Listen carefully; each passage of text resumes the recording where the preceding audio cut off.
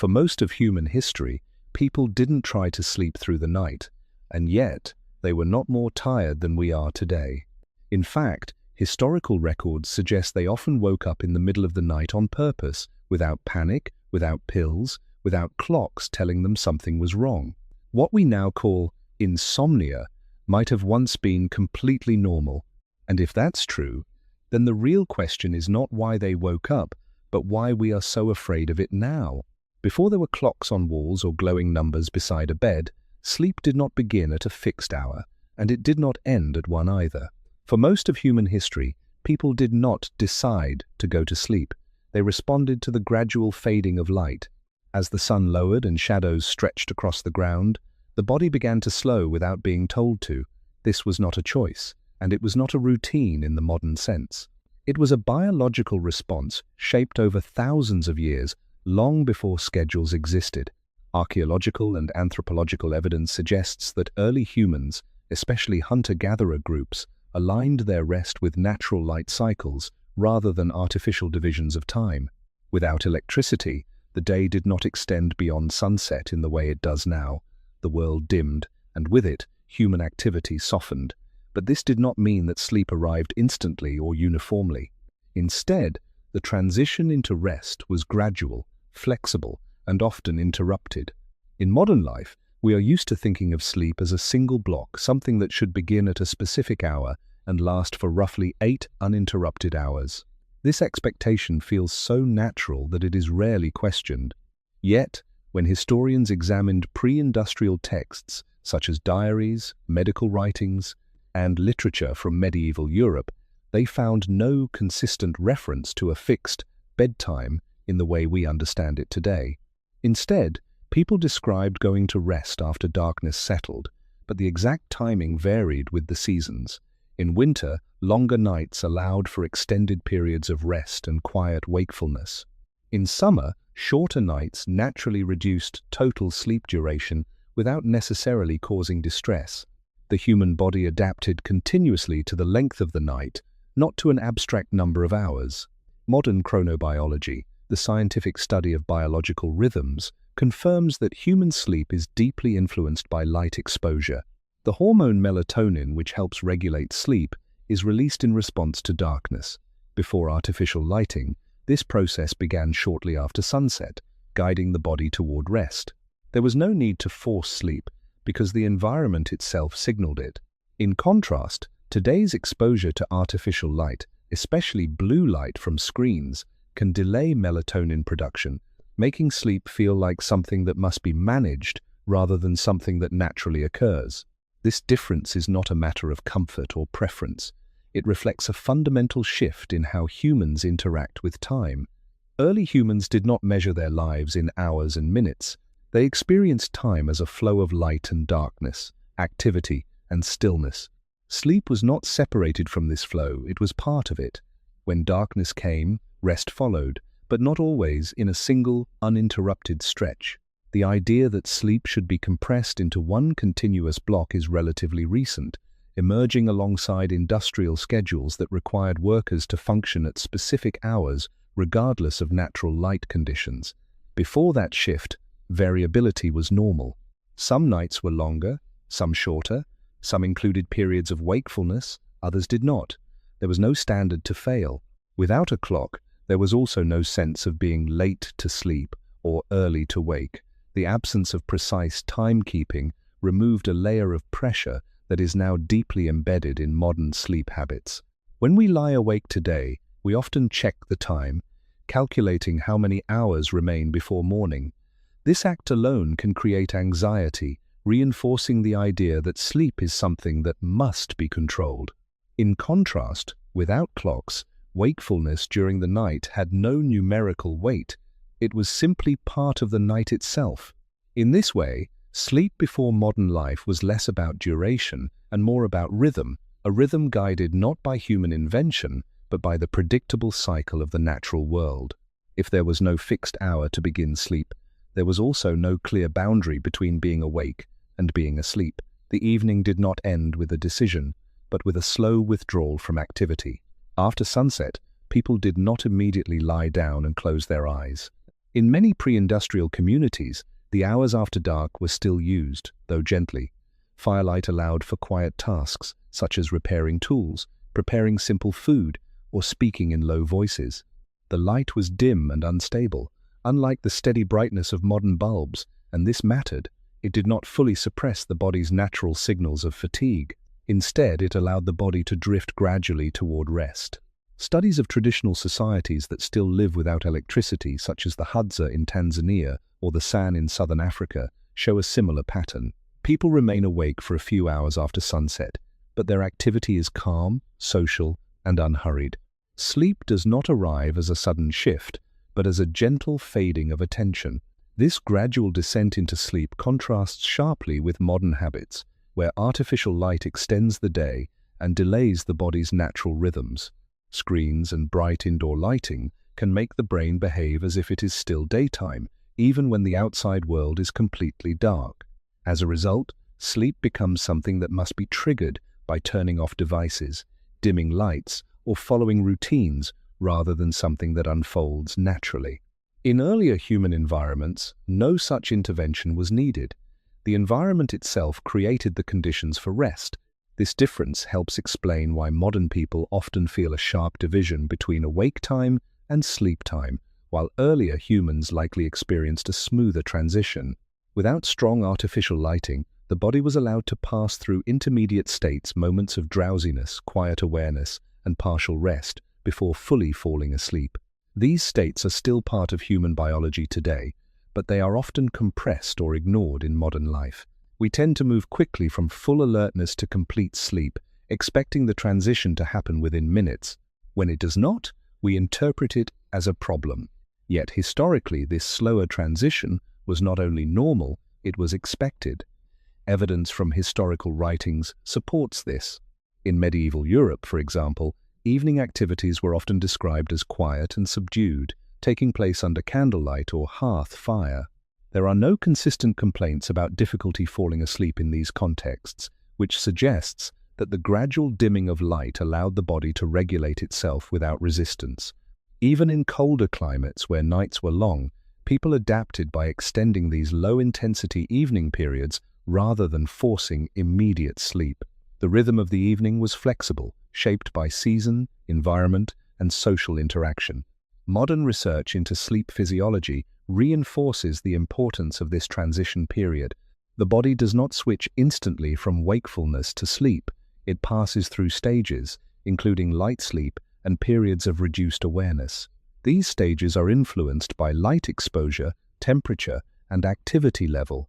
In environments without artificial light, these factors naturally align to support a smooth progression into sleep. In contrast, modern environments often disrupt this alignment, creating a mismatch between biological signals and external conditions.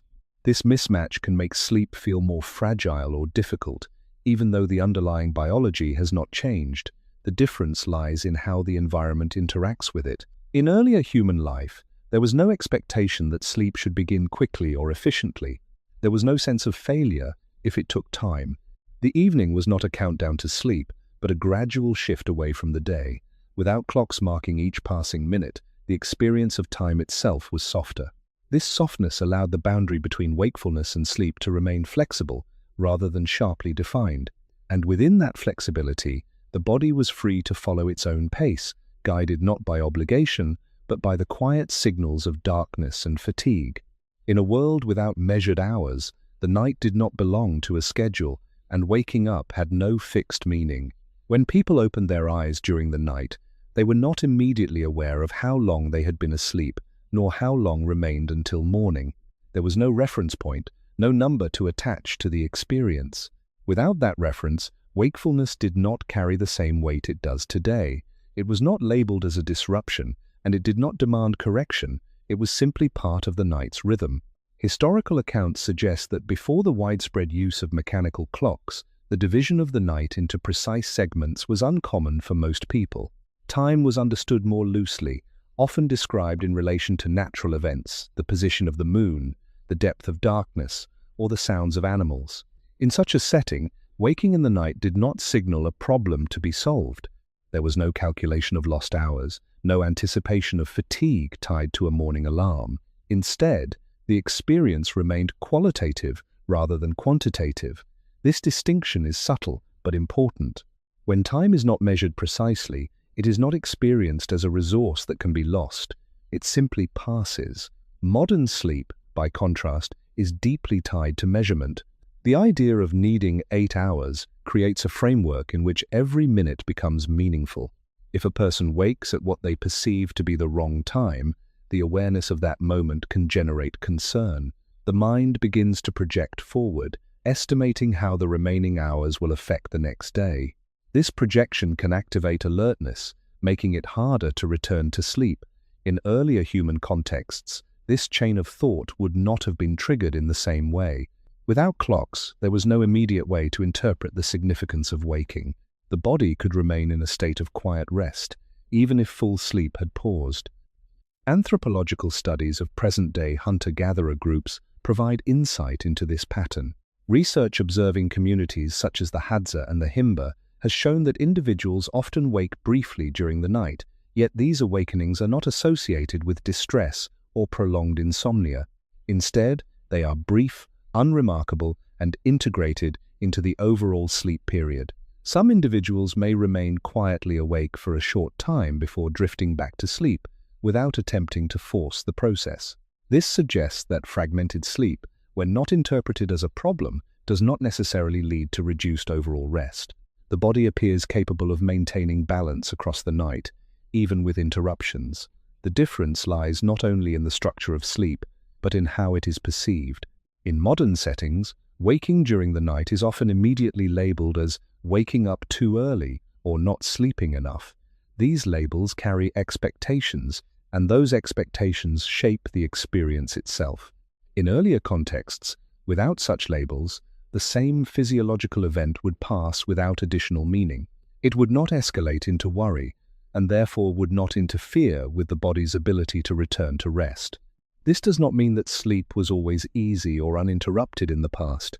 Environmental factors such as temperature, noise, or safety could influence rest. However, the absence of precise timekeeping removed a layer of cognitive pressure that is now common. The night was not divided into units to be optimized, but experienced as a continuous span with natural variations. In this way, sleep before modern life was not governed by strict boundaries or expectations. It adapted to the conditions of the environment and the needs of the body, rather than conforming to an external standard. When people slept, they slept. When they woke, they were simply awake, without needing to interpret what that meant. And within that lack of interpretation, the night retained a kind of quiet continuity, unbroken not because there were no awakenings, but because those awakenings were not treated as interruptions at all. At some point in history, without being formally announced or widely explained, the night was understood not as a single stretch of sleep, but as two distinct phases. This pattern was not hidden in rare cases or isolated cultures.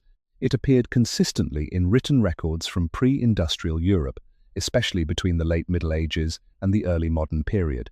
People referred to a first sleep and a second sleep as if these were ordinary, expected parts of the night. The terms appear in diaries, medical texts, and even in literature, suggesting that this was not a scientific theory imposed later, but a lived experience recognized by those who practiced it. When individuals went to bed after darkness settled, they would enter what was called the first sleep. This initial period of rest lasted for several hours, typically beginning soon after sunset when artificial lighting was minimal. After this phase, many people would wake naturally, without alarm, in the middle of the night. This waking was not abrupt or alarming. It was described as calm, even routine. Following a period of quiet wakefulness, they would return to bed and enter the second sleep, which carried them through until morning light. The historian Roger Ekirk, who studied hundreds of historical references to this pattern, documented how widespread it was. His research drew from court records, personal letters, and medical observations, all pointing to a consistent structure. Sleep divided into two segments, separated by a natural interval of wakefulness. What is important here is not only that this pattern existed, but that it was considered normal. There is little evidence that people saw this middle period as a disturbance. On the contrary, it appears to have been integrated into nightly life.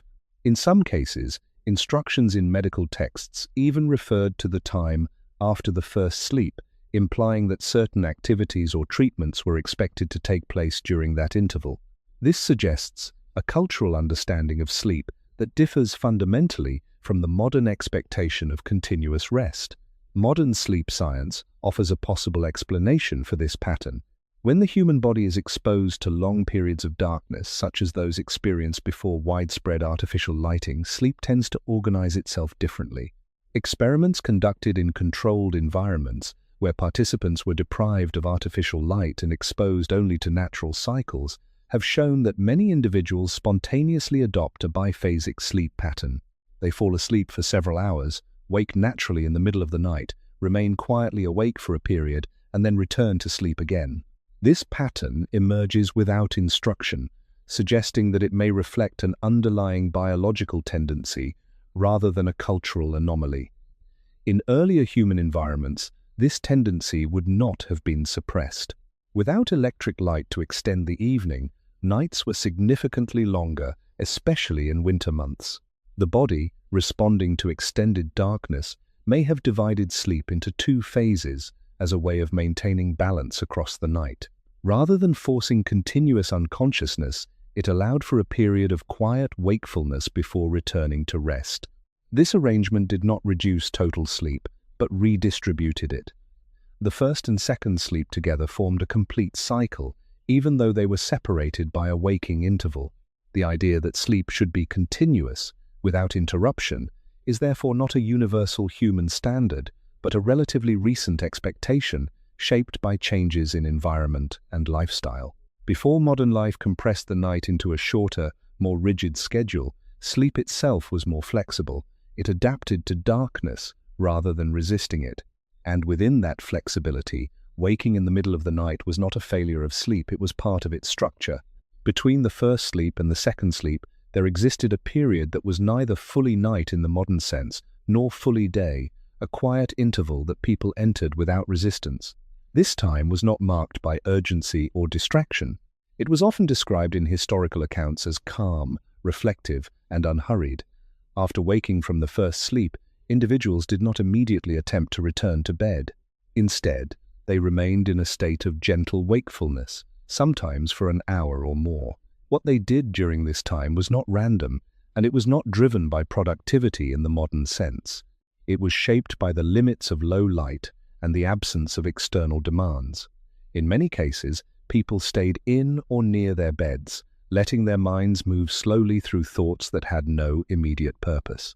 Some prayed, some reflected on dreams, and others simply rested in silence. In pre-industrial Europe, written records indicate that this interval was a recognized part of nightly life. Religious practices were sometimes specifically recommended during this time, as the mind was thought to be clearer and less distracted. Medical texts from the period occasionally referred to this interval as a suitable moment for certain treatments or observations, again suggesting that it was expected rather than unusual. The presence of such references across different types of documents, religious, medical, and personal, indicates that this was not a marginal behavior, but a common one. Beyond Europe, anthropological observations of non-industrial societies provide similar insights. In communities without access to electric lighting, nighttime awakenings are often followed by periods of quiet activity rather than immediate attempts to return to sleep. The environment itself shapes what is possible. With only firelight or moonlight available, activities remain limited and subdued. There are no bright screens, no strong stimuli to fully activate the brain. As a result, the body can remain in a low arousal state, somewhere between sleep and full wakefulness. This state is important. It allows the nervous system to remain calm, making it easier to transition back into sleep when the body is ready. Modern sleep research supports the idea that such low arousal wakefulness does not necessarily disrupt overall rest. Studies on sleep cycles show that the brain naturally moves through different stages during the night, including lighter phases where brief awakenings can occur. In environments that support it, these awakenings may extend into longer periods without causing distress. The key difference lies in how they are experienced. when the environment remains dim and quiet, and when there is no pressure to fall asleep quickly, the body does not interpret wakefulness as a problem. Instead, it remains in a relaxed state, conserving energy even while awake. In contrast, modern environments often transform this same experience into something more active and disruptive. Bright light, engaging content, and the awareness of time can shift the brain into a higher state of alertness. What might have been a quiet interval becomes a period of stimulation, making it harder to return to sleep. The historical pattern suggests that the middle of the night was once a space for stillness rather than activity. It was not filled with tasks, but with presence. Without artificial light to extend the day, and without schedules to impose urgency, this interval retained a softness that is difficult to recreate in modern life. People did not rush through it, nor did they try to eliminate it. It was accepted as part of the night's structure, just as naturally as the first and second sleep themselves. In this way, the waking period between sleeps was not a gap to be closed, but a bridge linking two phases of rest in a rhythm that unfolded without force, guided only by the slow passage of darkness. The pattern of first sleep and second sleep did not disappear because human biology changed. It faded because the environment that once supported it was gradually replaced. As artificial lighting became more common, especially from the 17th century onward, the structure of the night itself began to shift. At first, this change was subtle. Candles and oil lamps extended the evening by a small margin, allowing people to remain active for longer after sunset. Over time, however, the introduction of gas lighting and later electric light transformed the night more completely. Darkness was no longer a defining condition. It became something that could be reduced, controlled, or even ignored. This had direct consequences for how sleep was organized. When evenings extended further into the night, the first sleep was pushed later. The total length of darkness decreased, especially in urban settings where artificial light was more accessible. As a result, the natural conditions that once supported a biphasic pattern began to weaken. With less uninterrupted darkness, the body had less opportunity to divide sleep into two distinct phases. Instead, sleep became compressed into a single, shorter period. At the same time, social and economic changes reinforced this shift. The rise of industrial work introduced fixed schedules that required people to wake at specific hours, regardless of natural light. Workdays became standardized, and with them, the expectation that sleep should fit into a predictable window. This expectation favored a continuous block of sleep that could be completed before the start of the working day. The flexibility that once allowed for a waking interval in the middle of the night became less practical. Waking for an hour or more was no longer neutral. It reduced the time available for rest within a fixed schedule. Gradually, the cultural understanding of sleep adapted to these new conditions. The language of first sleep and second sleep began to disappear from written records. By the 19th century, references to this pattern had become rare. Instead, sleep was increasingly described as a single, uninterrupted period. What had once been normal became unfamiliar and eventually invisible. This transition did not happen overnight, but over generations, as new habits replaced older ones. Importantly, this shift was not framed as a loss. It was not widely recognized that a different pattern had existed before. As a result, when people began to experience waking during the night under modern conditions, there was no longer a cultural framework to interpret it as normal. Without that framework, the same physiological experience took on a different meaning. It became something to be corrected rather than accepted. Modern sleep science suggests that the underlying capacity for biphasic sleep has not disappeared. Under conditions of extended darkness and minimal artificial light, the pattern can still emerge spontaneously. This indicates that the change was not biological, but environmental and cultural. The human body did not abandon its earlier rhythms. It adapted to a new context in which those rhythms were no longer supported. In this sense, the disappearance of segmented sleep reflects a broader shift in how humans relate to time and to the natural world. The night, once defined by darkness and its gradual unfolding, became a space that could be structured, extended, and controlled. Sleep, in turn, became something that had to fit within that structure. The idea of a single, continuous sleep period is therefore not an inherent feature of human biology, but a response to the conditions of modern life. And within that response, the quiet interval between first sleep and second sleep did not vanish entirely. It simply lost its place, no longer recognized as part of the night, but redefined as something else. When people woke in the middle of the night in earlier centuries, they did not immediately assume that something had gone wrong. The experience was not framed as a failure of sleep, and it did not carry the quiet urgency that many feel today. Instead, it was understood as part of the night itself, an expected pause between two phases of rest. This difference in interpretation shaped the entire experience. Without the idea that sleep should be continuous, there was no reason to resist waking. The mind did not turn against the body, and the body did not need to be forced back into sleep. Historical descriptions of this period suggest that it was often marked by a particular kind of stillness. After the first sleep, when people opened their eyes, they did not rush to act. The environment around them remained dim, lit only by embers, candles, or moonlight. This limited what could be done, but it also preserved a certain quietness. Without strong light or noise, the brain did not fully shift into daytime alertness. Instead, it remained in a state that modern sleep research would describe as low arousal, awake but calm, with reduced sensory input and minimal stimulation. In this state, thoughts moved differently. They were slower, less structured, and often more reflective. Some historical accounts describe people using this time for prayer or contemplation, not because it was required, but because the conditions of the night made such activities feel natural. The absence of distraction allowed attention to settle inward. Even when nothing specific was done, the experience itself had a quality that was neither fully conscious nor fully asleep. It was a kind of in-between state that modern life rarely allows. What is striking is not only what people did during this time, but what they did not do. There is little evidence of anxiety or frustration associated with waking. Diaries and medical texts from pre-industrial Europe do not describe this interval as a problem to be solved. It was not labeled, diagnosed, or treated. Without a concept of insomnia tied to uninterrupted sleep, there was no need to interpret wakefulness as a symptom.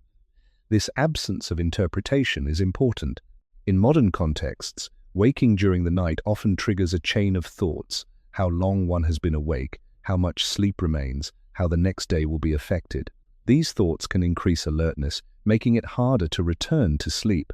In earlier contexts, without precise timekeeping and without a fixed expectation of continuous sleep, this chain of thought would not have been activated in the same way. The experience remained simple. One was awake, and then, later, one slept again. Anthropological studies of contemporary non-industrial societies support this pattern. Observations of groups living without electric light show that nighttime awakenings are common, but they are not associated with distress. Individuals may lie quietly, speak softly, or simply remain still before returning to sleep.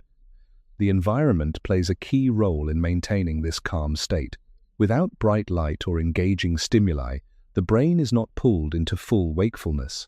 Instead, it remains close to sleep, allowing an easy transition back when the body is ready.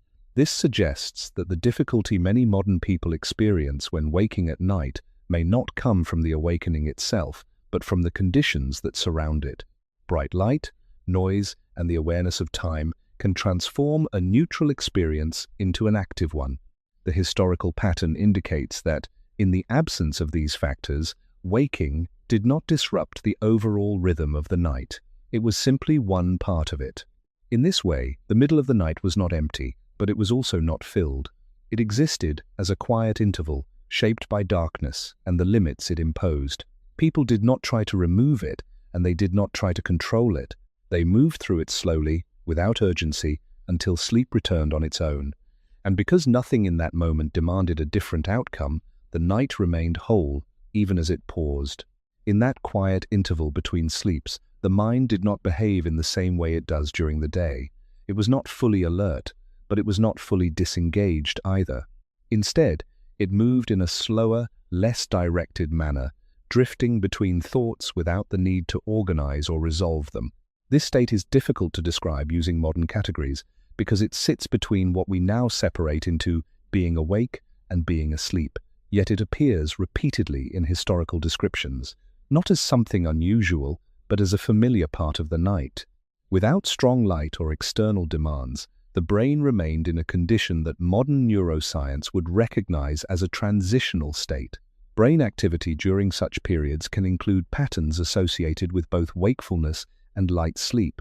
This allows thoughts to arise more freely, often without the structure imposed by focused attention. In practical terms, this means that ideas, memories, and impressions can surface without being immediately analyzed or controlled. Historical accounts suggest that people often experience this time as mentally clear, but not in a sharp or effortful way. It was a clarity that came from the absence of distraction, not from increased effort. Some individuals used this interval for quiet reflection or prayer, which aligned naturally with the state of mind they found themselves in. Religious writings from the medieval period occasionally emphasize the value of nighttime contemplation, describing it as a moment when the mind is less occupied by daily concerns. This does not necessarily indicate that people were more disciplined or intentional in their thinking, but rather that the conditions of the night made certain types of thought more accessible. Without the constant input of information that characterizes modern life, attention could settle on a single idea or feeling without being pulled away. Even when no specific activity was undertaken, the experience itself had a distinct quality. The boundary between dreaming and waking was softer, and elements of dreams could linger briefly after waking. This created a sense of continuity between the two states, rather than a sharp division. In modern contexts, waking is often immediate and complete, especially when accompanied by bright light or sound. The mind is required to transition quickly into a state of full alertness, leaving little space for this intermediate condition. As a result, the kind of slow, unstructured thinking that may have been common in earlier periods is less frequently experienced. Contemporary research into sleep stages supports the idea that such transitional states are a natural part of human sleep architecture. The brain does not switch instantly from one state to another. It moves gradually, passing through phases that allow for partial awareness. In environments that support it, these phases can extend into longer periods of quiet wakefulness without disrupting overall rest.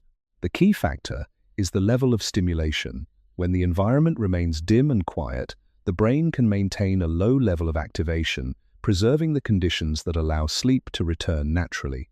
When stimulation increases, the brain shifts more fully into wakefulness, making it harder to re-enter sleep. The historical pattern suggests that the middle of the night once provided a consistent opportunity for this low stimulation state to occur. It was not something people had to create or manage. It emerged from the conditions of darkness and the absence of artificial interference. Within that state, the mind was free to move without direction, to pause without purpose, and to exist without immediate demands. This does not imply that the experience was always meaningful or productive. In many cases, it may have passed without leaving a clear impression, but its presence indicates that human sleep once included a space for a different kind of awareness, one that is neither fully active nor fully at rest, but quietly suspended between the two. And in that suspension, the night offered something that modern life rarely allows, a period of time that did not need to lead anywhere or become anything before it could end. The shift from accepting nighttime wakefulness to fearing it did not come from a change in the body, but from a change in meaning. The same experience opening one's eyes in the middle of the night began to be interpreted differently as the structure of daily life became more rigid. Once sleep was expected to occur in a single, uninterrupted block, any deviation from that pattern could be seen as a problem. The body still followed rhythms shaped over long periods of human history, but the expectations surrounding those rhythms had changed. This gap between biology and expectation created a new kind of tension. Waking in the night was no longer neutral. It became something to notice, measure, and evaluate. The presence of clocks played a significant role in this transformation. When time can be measured precisely, every moment gains a numerical value. A person who wakes at night may immediately look at the clock and, in doing so, assigns meaning to that moment. It is no longer simply night, but a specific hour, often interpreted in relation to how much sleep remains. This awareness can trigger a sequence of thoughts that move beyond the present moment. The mind begins to anticipate the next day, estimating fatigue, performance, and the consequences of lost sleep. These thoughts are not inherently irrational, but they introduce a level of cognitive activity that increases alertness. In physiological terms, this shift can activate systems in the brain associated with attention and vigilance, making it more difficult to return to a state of rest. Modern research on insomnia has identified this process as a key factor in the persistence of sleep difficulties. It is not only the initial awakening that matters, but the response to it. When waking is followed by concern, monitoring, or attempts to force sleep, the body may move further away from the conditions needed for rest. In contrast, when waking is experienced without evaluation, the body is more likely to remain in a low arousal state, allowing sleep to resume naturally. This distinction reflects a broader difference between earlier and modern sleep environments. In earlier contexts, there was no immediate way to measure time during the night, and no strong expectation that sleep should be continuous. Without these factors, waking did not carry the same cognitive weight. It was not linked to future outcomes or judged against a standard. As a result, it remained a simple event within the larger rhythm of the night. The introduction of artificial light further amplified this shift. Light does not only make it possible to see, it also signals the brain to increase alertness. When individuals expose themselves to bright light during nighttime awakenings, whether from lamps, screens, or other sources, the body may interpret this as a return to daytime conditions. This can suppress the production of melatonin and shift the brain more fully into wakefulness. In earlier environments where light sources were dim and limited, this transition was less likely to occur. The brain could remain closer to sleep, even while awake. Over time, these changes combined to redefine what nighttime wakefulness meant. What had once been an ordinary part of sleep became associated with disruption. The language surrounding sleep evolved accordingly. Terms such as insomnia began to carry stronger connotations of dysfunction, and the goal of sleep became more narrowly defined as continuous and uninterrupted. This redefinition did not eliminate nighttime awakenings, but it changed how they were experienced. The same biological pattern persisted, but it was now interpreted through a different lens. In this way, the anxiety often associated with waking in the night may not arise from the awakening itself, but from the framework used to understand it. When the mind treats wakefulness as a problem, it can become one. When it does not, the experience may pass without resistance. The difference lies not in the event, but in the meaning assigned to it. And once that meaning has changed, the night itself begins to feel different, not because its structure has altered, but because the way it is perceived has been quietly transformed. Darkness, in the modern world, is often treated as an absence, something empty, something to be filled or avoided. Yet for most of human history, darkness was not a void. It was a condition with its own structure, its own textures, and its own limits. When the sun disappeared, the world did not simply become off. It changed in ways that the human body had long been adapted to understand. Without artificial lighting, darkness was uneven. Firelight flickered, casting moving shadows that shifted across walls and ground. Moonlight varied from night to night, sometimes bright enough to outline landscapes, sometimes barely visible. This variability meant that the night was not a uniform block of blackness, but a layered environment that the senses could still engage with, though more slowly and with less clarity. Vision became less dominant, and other senses, hearing, touch, and even spatial awareness, took on greater importance. In such conditions, the body did not experience darkness as a sudden deprivation, but as a gradual transition. This transition had direct effects on sleep. As light diminished, the brain responded by increasing the production of melatonin, a hormone closely linked to the regulation of sleep-wake cycles. This process is well documented in modern chronobiology. However, in earlier human environments, the onset of darkness was not interrupted by artificial light sources.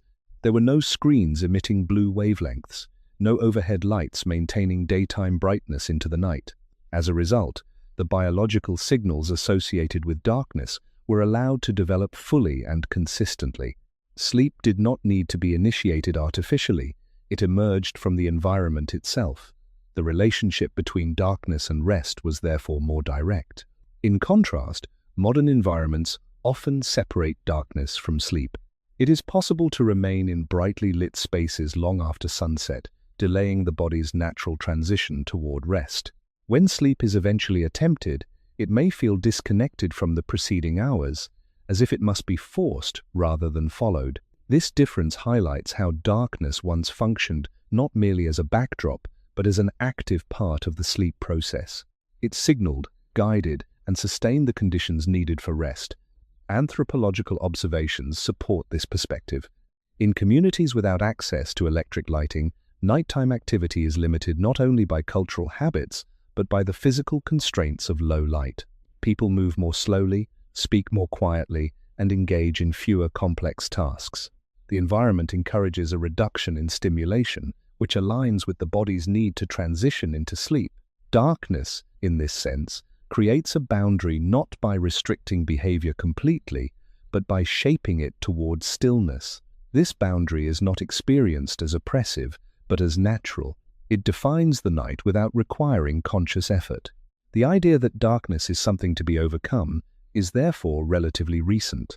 With the introduction of reliable artificial lighting, humans gained the ability to extend the day indefinitely. Darkness became optional, something that could be replaced rather than experienced. This shift altered not only how people behaved at night, but how they perceived it. The night lost some of its structure, becoming less distinct from the day. In doing so, it also lost part of its role in regulating sleep. Without the gradual and consistent presence of darkness, the signals that once guided the body toward rest became less clear. Sleep, which had been embedded within the natural cycle of light and dark, became something that had to be managed within an environment that no longer supported it in the same way. In earlier human life, darkness was not empty because it was full of meaning, not symbolic meaning, but functional meaning. It marked the slowing of activity, the quieting of the senses, and the beginning of rest. It was not something to be filled, but something to move within. And within that movement, sleep found its place, not as an isolated event, but as a continuation of the night itself. When darkness was not interrupted by artificial light, the human brain adapted to it in ways that are still present, though less often experienced today. Vision, which dominates during the day, became less reliable at night. As a result, the brain adjusted by reducing its dependence on visual input and increasing sensitivity to other forms of perception. Hearing became more attuned to subtle changes in the environment, and the sense of bodily position, how one was lying, breathing, or moving, became more noticeable. This shift was not dramatic or conscious. It was a gradual recalibration, allowing the body to remain aware of its surroundings without requiring full alertness. In modern terms, this reflects a state in which the nervous system balances rest with a low level of vigilance, a condition that would have been essential in environments where complete safety could not be guaranteed. Darkness, in this context, did not demand total wakefulness, but it also did not permit complete disengagement from the environment. The brain maintained a background level of monitoring, often described in sleep research as a form of sentinel activity, where certain regions remain responsive, even as others enter deeper stages of rest. This pattern has been observed in both human and animal studies, suggesting that it is a deeply rooted feature of how sleep evolved. In earlier human settings, this balance between rest and awareness would have been supported by the natural conditions of the night. Low, fluctuating light levels did not overwhelm the senses, allowing the brain to remain in a partially receptive state without being pulled fully into wakefulness. This contrasts with modern environments where artificial light can sharply increase sensory input. Bright, stable lighting provides clear visual information, encouraging the brain to shift toward full alertness. Even brief exposure to such light during the night can alter neural activity, making it more difficult to return to sleep. The brain, responding to the increased clarity of the environment, behaves as if the conditions of daytime have returned. Without artificial light, however, darkness preserved ambiguity. Shapes were less defined, movements less distinct. This ambiguity reduced the need for focused attention. The brain did not need to analyze detailed visual information, and so it could remain in a lower state of activation. This state is important for understanding how sleep was structured. It allowed individuals to move between wakefulness and sleep without a sharp transition. Waking did not require a full shift into alertness, and returning to sleep did not require a complete disengagement from awareness. Instead, the brain could move gradually along a spectrum, maintaining a balance that supported both rest and responsiveness. Anthropological observations of contemporary hunter-gatherer groups provide evidence that this pattern persists under natural conditions. Studies have shown that individuals in these groups often experience lighter sleep compared to modern populations, with more frequent brief awakenings. However, these awakenings do not appear to reduce overall rest or lead to the kind of fatigue commonly associated with disrupted sleep in modern contexts. One explanation is that the brain remains in a flexible state throughout the night, rather than cycling sharply between deep sleep and full wakefulness. This flexibility allows for adjustments in response to environmental cues without fully breaking the continuity of rest. The environment, again, plays a central role.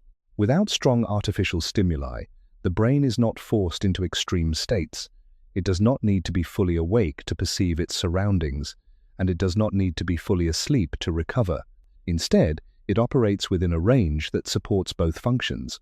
In modern life, this range is often narrowed. Sleep is expected to be deep and uninterrupted, while wakefulness is expected to be complete and immediate. The intermediate states that once connected these two extremes are less frequently experienced, not because they have disappeared, but because the conditions that support them are less common. In earlier human life, darkness provided those conditions.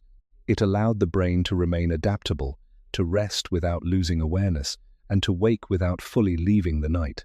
And within that adaptability, sleep was not a single fixed state, but a continuum shaped by the quiet presence of the dark. The darkness that surrounds modern sleep is not the same as the darkness that shaped human sleep for most of history. At first glance, they may appear similar. Both occur when the sun has set, both reduce visibility, both signal the end of the day, but in practice, modern darkness is often constructed, partial, and inconsistent. It exists within environments that are still filled with traces of artificial light. Even when a room appears dark, it is rarely free from illumination. Light seeps in from street lamps, electronic devices, distant buildings, and indicators that remain on throughout the night. This kind of darkness is not complete, and more importantly, it is not stable. It fluctuates in ways that the brain did not originally evolve to interpret. In earlier human environments, darkness followed a more predictable pattern. Once the sun set, light levels dropped steadily, and in the absence of artificial sources, they remained low until dawn. Firelight and moonlight introduced variation, but these sources were limited in intensity and scope. They did not flood the environment with uniform brightness. Instead, they created pockets of light within a larger field of darkness. This allowed the brain to register a clear shift from day to night, reinforcing the biological signals that regulate sleep. The consistency of this pattern mattered. When light decreases gradually and remains low, the body can maintain melatonin production throughout the night, supporting sustained rest. In contrast, modern environments often interrupt this process. Even small amounts of light can influence the brain's perception of time. Research in sleep physiology has shown that exposure to artificial light at night, particularly light in the blue spectrum, can suppress melatonin and alter circadian rhythms. This effect does not require bright light. It can occur with relatively low levels of illumination, especially when exposure is prolonged. As a result, the body may receive mixed signals. Darkness suggests that it is time to rest, while residual light suggests that it is still appropriate to remain alert. This conflict can make sleep feel less stable, even if the total duration remains similar. The difference between natural and modern darkness is therefore not only a matter of brightness, but of clarity. In natural settings, the transition from light to dark is unambiguous. The brain can rely on it as a consistent cue. In modern settings, the boundary is blurred. Darkness becomes something that must be created by turning off lights, closing curtains, and limiting exposure to devices. Even then, it may not fully replicate the conditions of natural night. This distinction also affects how the night is experienced. In earlier contexts, darkness imposed limits on activity.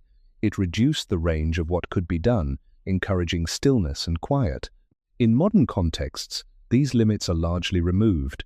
Artificial light allows for continued activity, often at the same intensity as during the day. The night becomes an extension of daytime behavior rather than a distinct phase with its own character. This extension can delay the body's transition into rest and reduce the opportunity for the gradual adjustments that once occurred naturally. Over time, this change reshapes expectations. Sleep is no longer embedded within a clear environmental shift, but inserted into a period that may still resemble daytime conditions. The body, however, continues to rely on signals that are now less consistent. It responds to light, darkness, and their timing, even when those signals are fragmented. This can create a sense of disconnection, where sleep does not align smoothly with the surrounding environment. The historical contrast suggests that darkness once played a more active and reliable role in guiding sleep. It provided a stable framework within which the body could operate without confusion. Modern darkness, by comparison, is often incomplete and variable, requiring conscious effort to manage. The night has not disappeared, but its structure has changed. And within that change, the relationship between darkness and sleep has become less direct, no longer defined by the steady presence of the natural world, but by the shifting conditions of an environment that does not fully turn off. For most of human history, sleep did not take place in a controlled or standardized environment. There were no carefully designed bedrooms, no regulated temperatures, no consistent surfaces meant to support the body in the same way each night. Instead, people slept in spaces that changed depending on location, season, and circumstance. These environments were often uneven, sometimes exposed, and rarely predictable. Early humans slept in caves, under rock shelters, on open ground, or within simple structures made from natural materials. Later, as settlements developed, indoor spaces became more common, but even then, they lacked many of the features that are now considered essential for sleep. Floors were hard or covered with straw, animal skins, or woven mats. Bedding, where it existed, was minimal and varied in quality. The idea of a soft, stable mattress designed for comfort is a relatively recent development. In these earlier settings, the body adapted to what was available, rather than expecting the environment to adapt to it. This adaptation was not merely physical, but also behavioral. People adjusted their positions, their posture, and even the timing of their rest in response to the conditions around them. Temperature fluctuated throughout the night, especially in environments without insulation or climate control. In colder regions, nights could become significantly colder than days, requiring the body to conserve heat. In warmer climates, exposure to air movement and open space could influence how and where people chose to rest. These variations were not necessarily disruptive.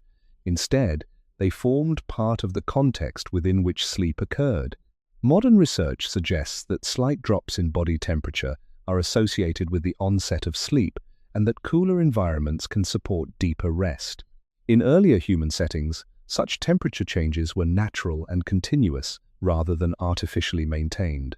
The body did not expect a fixed thermal condition, but responded dynamically to the environment. Sound was another variable. Without insulated walls or sealed windows, nighttime environments included a range of natural sounds: wind, animals, distant movement. These sounds were not always predictable, but over time, the brain learned to interpret them. Rather than treating every noise as a disturbance, it developed a capacity to filter and respond selectively. This aligns with findings in sleep research that show the brain remains partially responsive to meaningful stimuli even during rest, while ignoring irrelevant background noise. In environments where sound is constant but not threatening, the brain can maintain sleep without full interruption. Light, temperature, and sound together created conditions that were far less stable than those found in modern bedrooms. Yet stability, in the modern sense, was not the goal.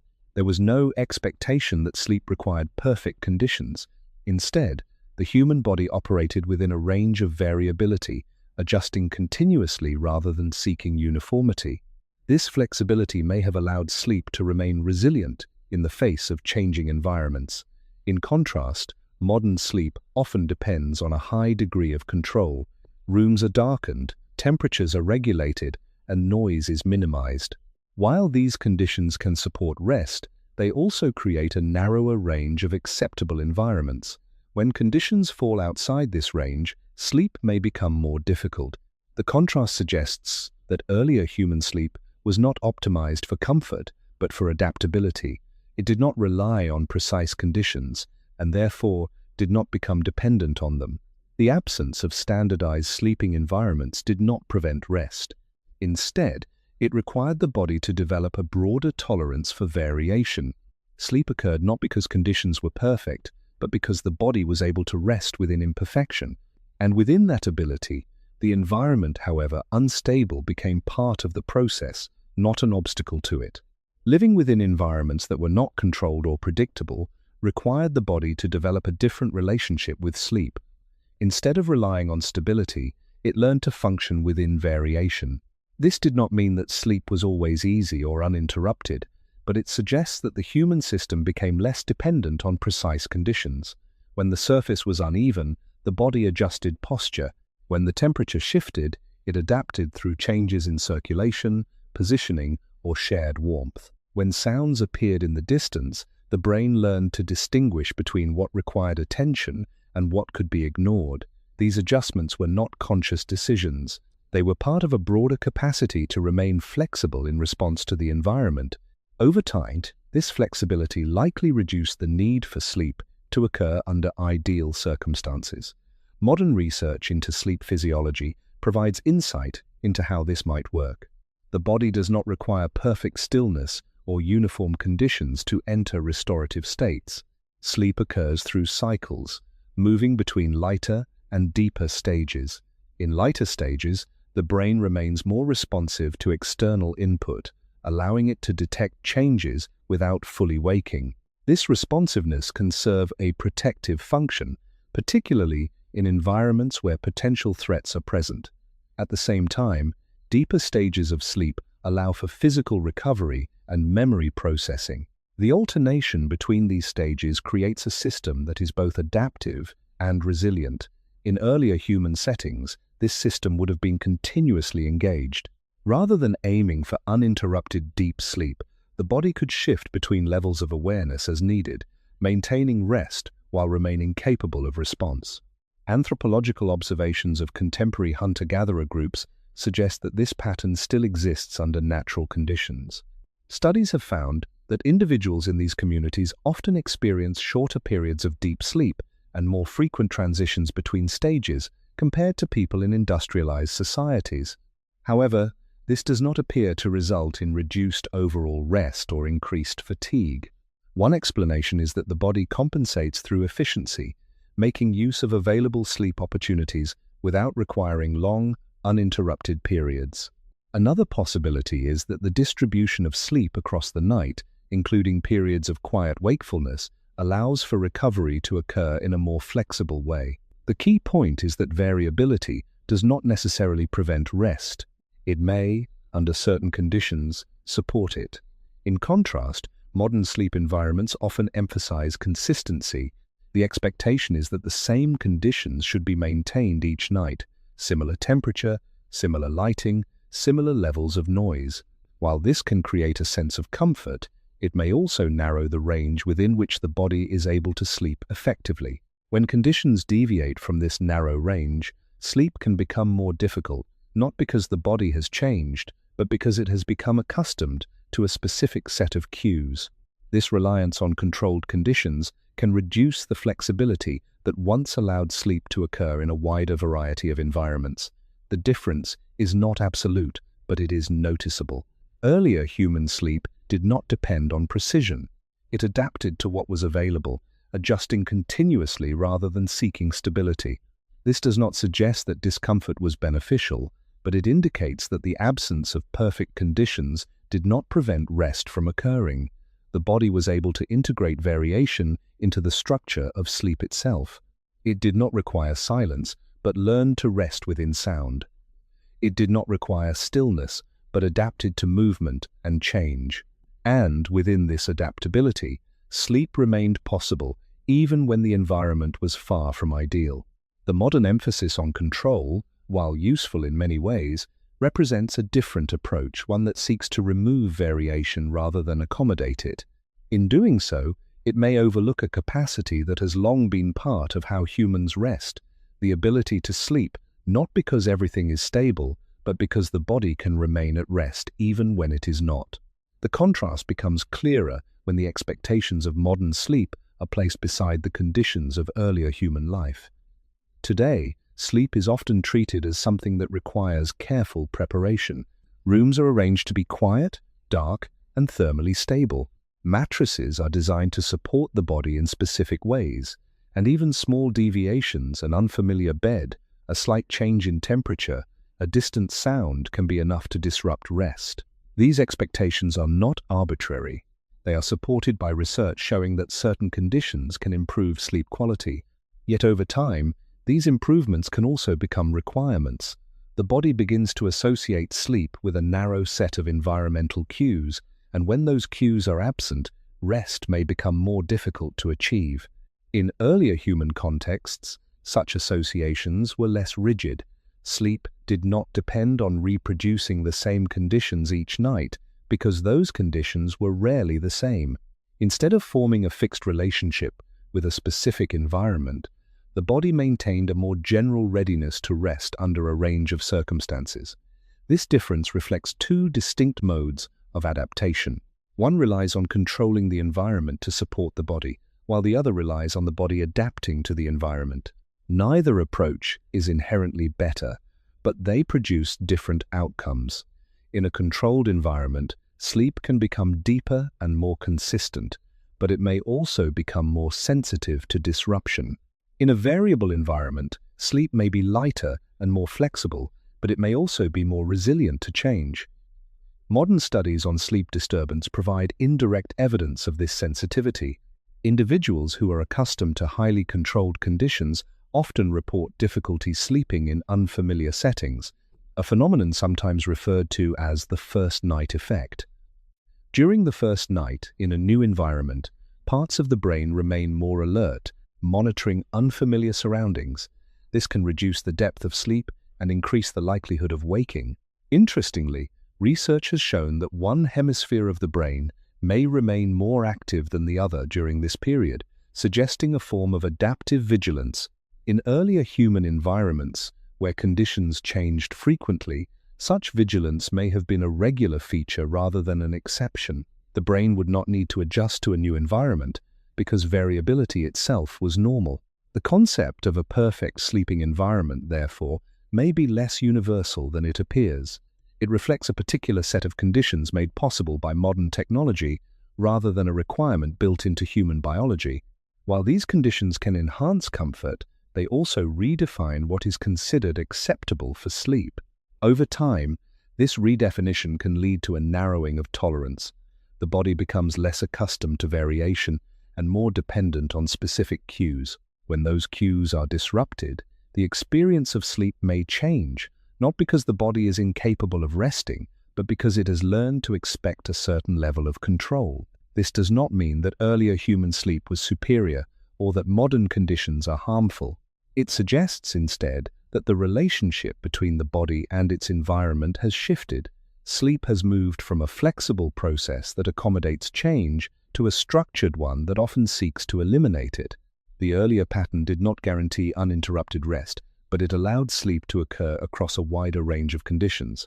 The modern pattern can provide greater consistency, but it may also require more precise alignment between the body and its surroundings.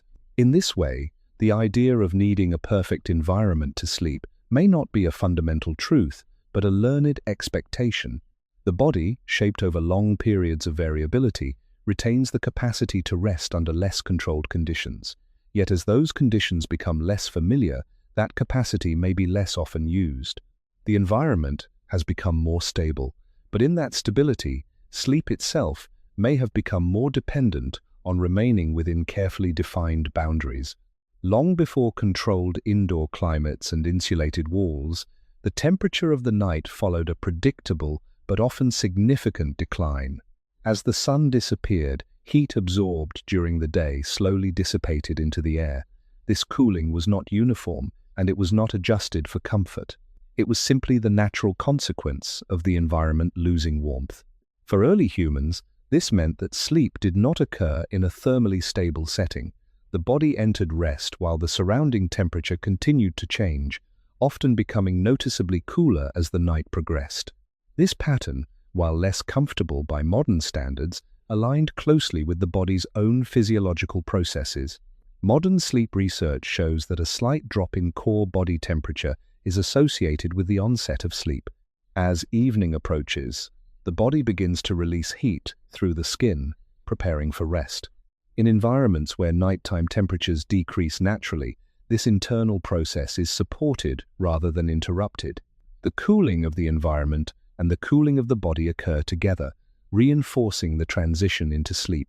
In contrast, modern indoor environments often maintain a constant temperature throughout the night.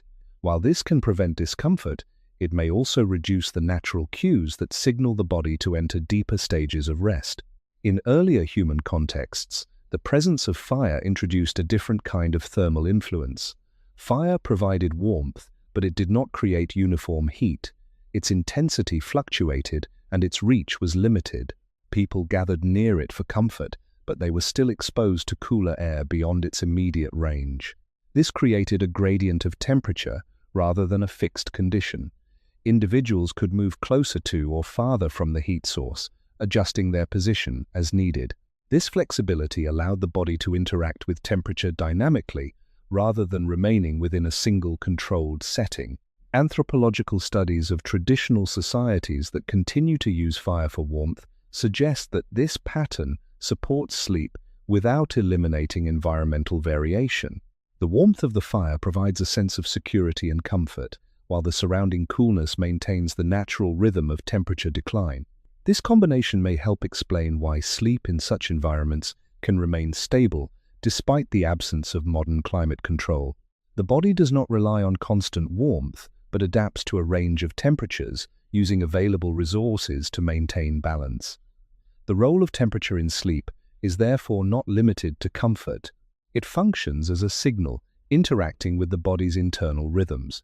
When temperature drops gradually, it can reinforce the onset of sleep and support its progression. When temperature remains constant or fluctuates in unnatural ways, these signals may become less clear.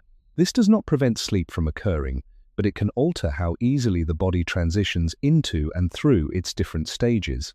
In earlier human life, the relationship between temperature and sleep was direct and continuous. There was no separation between the environment and the body's internal processes. Both followed the same cycle, shaped by the movement of the sun and the loss of heat after dark. Sleep emerged within this shared pattern, not as an isolated event, but as part of a larger system of change. The cooling of the night was not something to be corrected, but something to move with.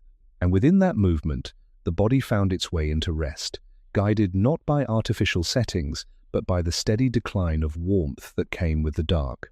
Fire, as a source of light, did not function in the same way as modern illumination. It did not fill a space evenly, and it did not remain constant. Its light moved, flickered, and faded, creating a shifting environment in which visibility was limited and unstable. This instability mattered. Unlike electric light, which can maintain a steady brightness across an entire room, firelight produced areas of shadow and dimness that preserved much of the night's character. The body, exposed to this kind of light, did not receive the same signals that it would from stronger, more uniform sources. In modern sleep research, it is well established that light influences the body's internal clock, particularly through its effect on melatonin production. Bright light, especially in the blue spectrum, can delay or suppress this process, signaling the brain to remain alert. Firelight, by contrast, is lower in intensity and different in spectral composition. While it does emit visible light, it does not typically reach the levels required to significantly disrupt the body's transition into sleep. This does not mean that firelight has no effect, but its influence is more limited. It allows for activity without fully overriding the biological signals associated with darkness. In earlier human settings, This balance was important. Fire provided warmth, safety, and a focal point for social interaction, but it did not transform night into day. People could remain awake in its presence without losing the gradual sense of fatigue that developed after sunset. The environment stayed dim enough to support the body's natural rhythms, even as it allowed for limited visibility. This contrasts with modern lighting, which often eliminates the distinction between day and night. Bright indoor lights can create conditions that resemble daytime, even when the outside world is dark. This can shift the body's perception of time, making it more difficult to transition into sleep. Anthropological observations support the idea that firelight shapes nighttime behavior differently from artificial light. In communities that rely on fire for illumination, evening activities tend to be slower and more contained. People gather close to the light source, and movement beyond its immediate reach becomes less frequent. The environment encourages stillness, not because of deliberate intention, but because of practical limitation. This reduction in activity aligns with the body's need to prepare for rest. The presence of fire does not interrupt this process, it exists within it. The flickering quality of firelight may also contribute to this effect. Because it is not constant, it does not provide the stable visual input that the brain uses to maintain high levels of alertness. Instead, it creates a softer visual field where details are less defined and movement is less predictable. This can reduce the need for focused attention, allowing the mind to remain in a more relaxed state. In contrast, modern lighting often provides clear, stable images that encourage continuous engagement. Screens, in particular, combine bright light with rapidly changing content, drawing the brain into sustained attention. This combination can delay the onset of sleep and alter the structure of the night. The difference is not only in brightness, but in how light interacts with perception. In earlier human life, firelight was part of a broader environment that still belonged to the night. It extended the evening without erasing it. The body could remain connected to the gradual progression of darkness, even while awake. Sleep, in this context, did not require a complete absence of light. It required that light remain within a range that did not override the body's internal signals. Fire provided that range. It offered enough visibility to support basic activity, but not enough to disrupt the deeper rhythms that guided rest. And within that balance, the night retained its structure, allowing sleep to emerge not in opposition to light, but alongside it, shaped by the quiet and limited glow that did not try to replace the dark. The difference becomes more apparent when firelight is compared directly to the forms of illumination that shape modern nights. Electric light does not flicker in the same way, and it does not remain confined to a small area. It spreads evenly, filling entire rooms with a level of brightness that can resemble daytime. This consistency changes how the brain interprets the environment. When light remains stable and sufficiently bright, the signals that distinguish night from day become less clear.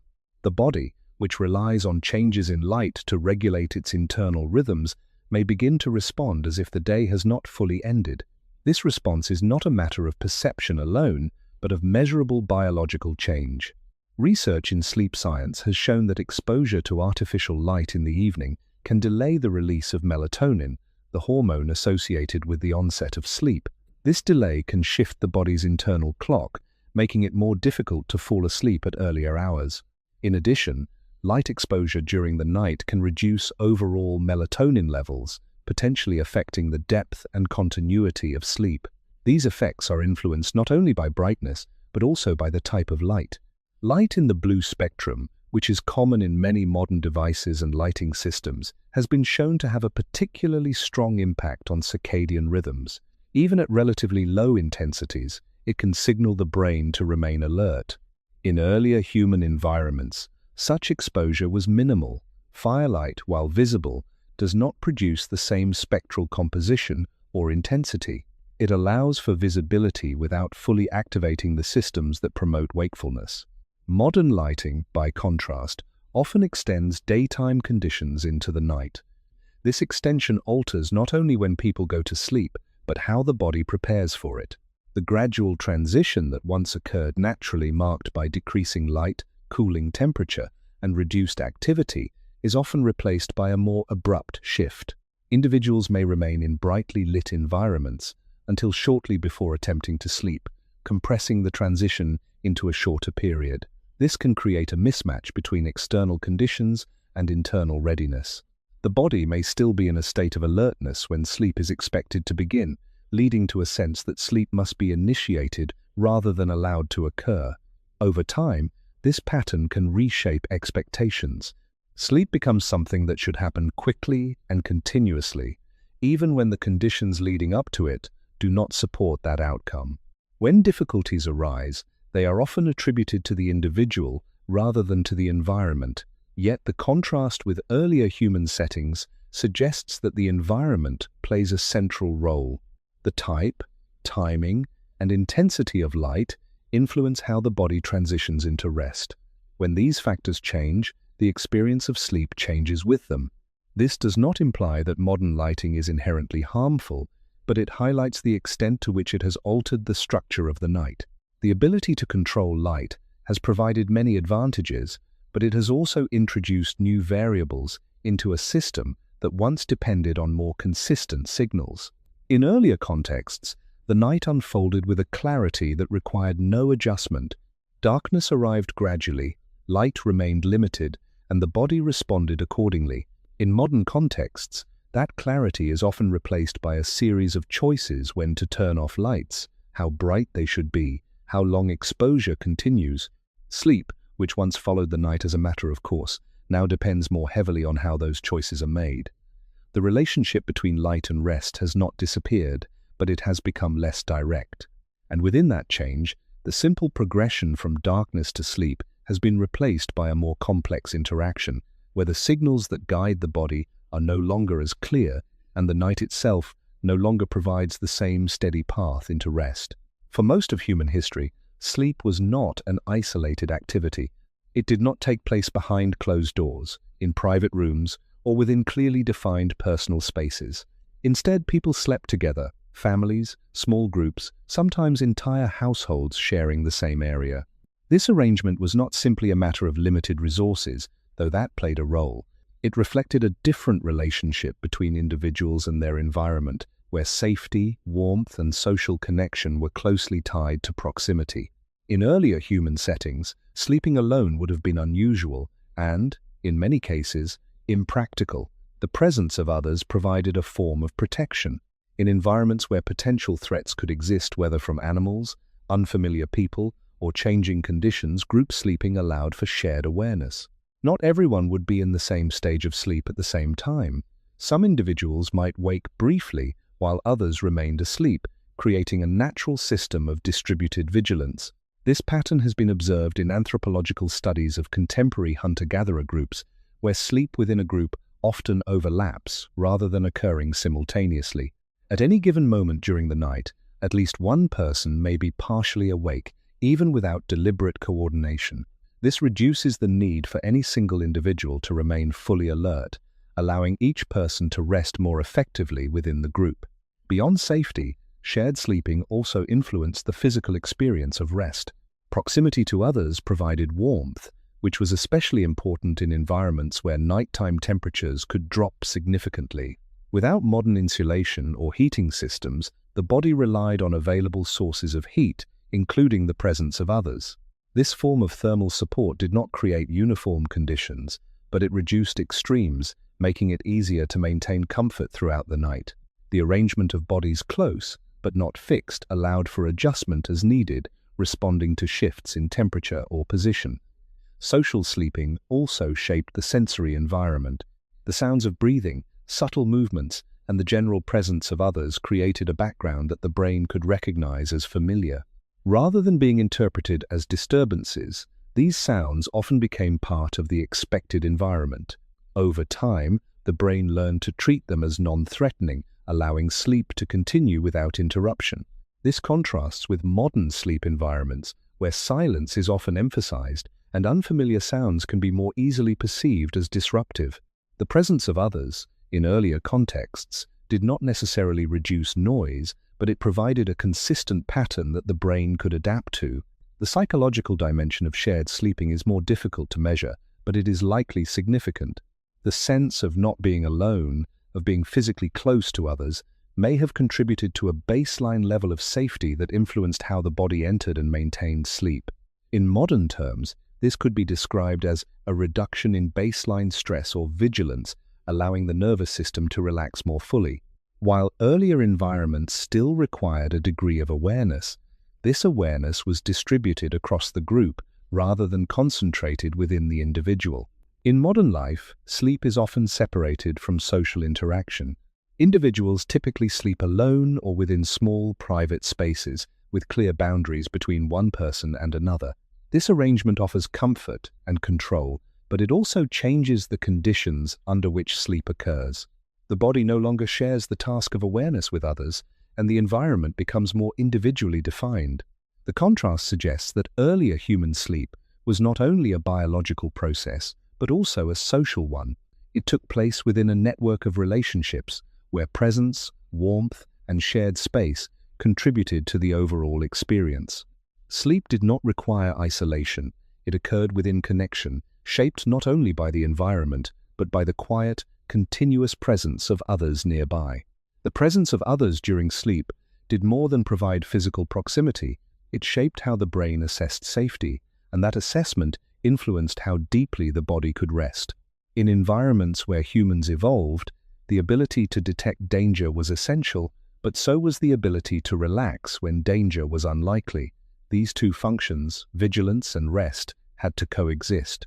When individuals slept alone, the burden of monitoring the environment rested entirely on a single nervous system.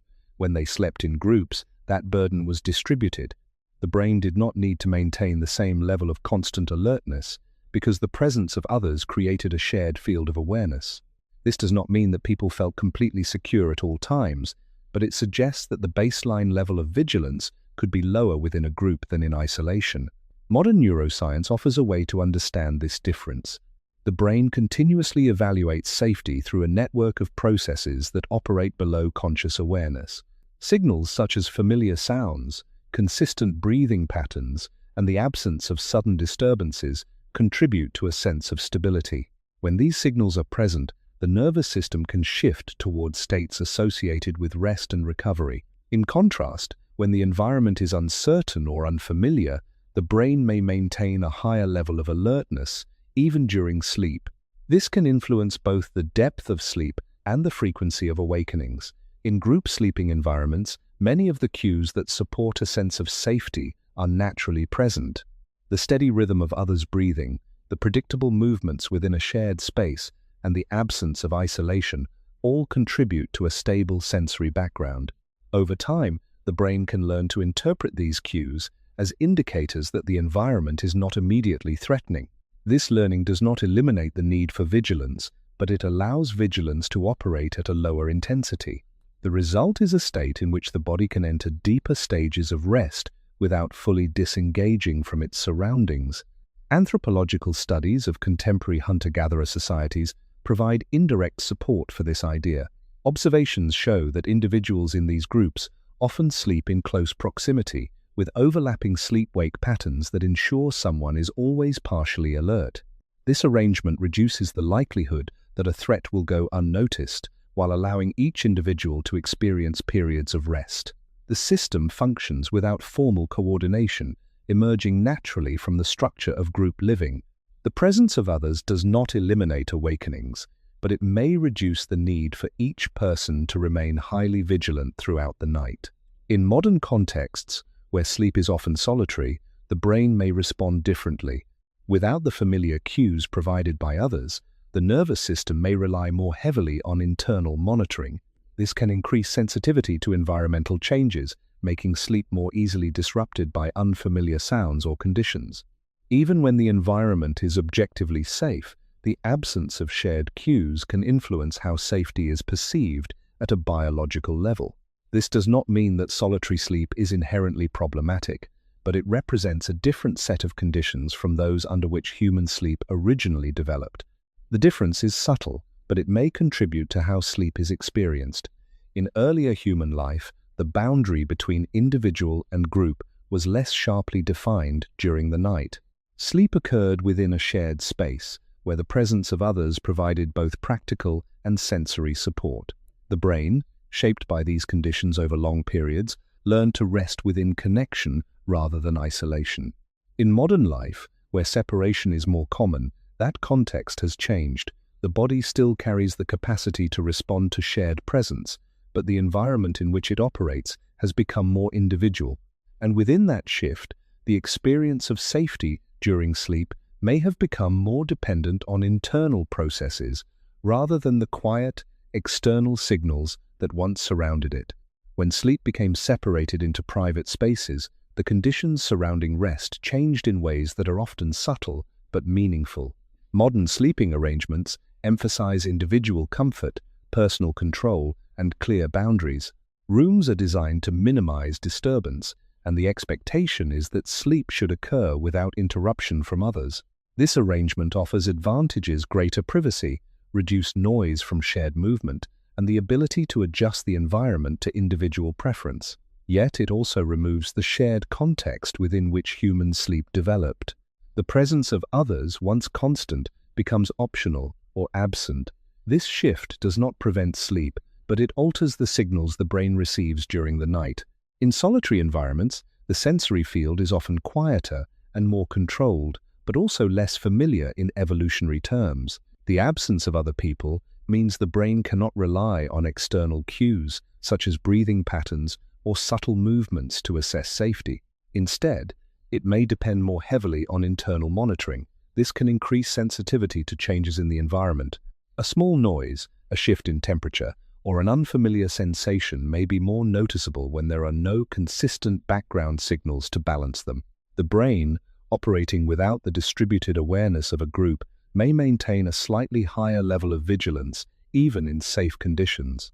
This does not necessarily lead to conscious anxiety, but it can influence the depth and continuity of sleep. Research into sleep patterns provides some support for this idea. Studies on individuals sleeping in unfamiliar environments show that the brain can maintain asymmetrical activity, with one hemisphere remaining more alert than the other during the first night. This first-night effect reflects a form of adaptive monitoring, where part of the brain stays responsive to potential threats. In earlier human settings, where environments were often shared and familiar, this effect may have been less pronounced or more evenly distributed across individuals. In modern solitary sleep, it may occur more frequently when conditions change, because the individual bears the full responsibility for monitoring the environment. Over time, this can shape expectations about sleep. When rest is associated with highly controlled, quiet, and isolated conditions, any deviation from those conditions may be perceived as disruptive.